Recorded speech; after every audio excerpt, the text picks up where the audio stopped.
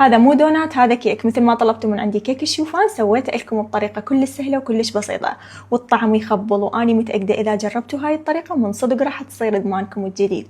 فنبدي بالمكونات ونقول بسم الله.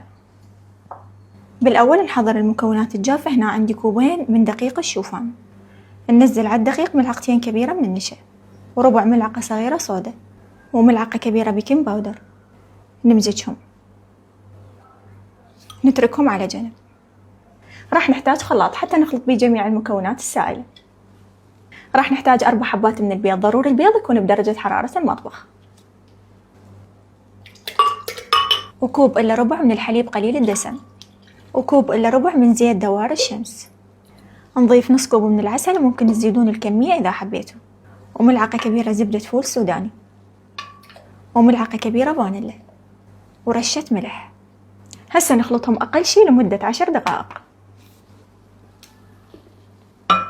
نبدي ننزل المكونات الجافة بالتدريج ونمزج.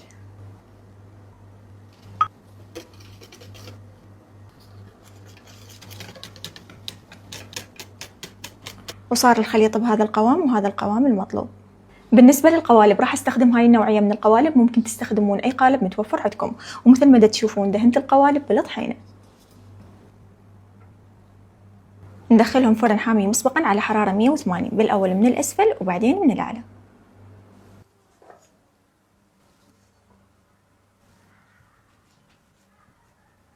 طبعا حبيت أزين الكيك بزبدة الفول السوداني ومبروك جوز الهند والمكسرات.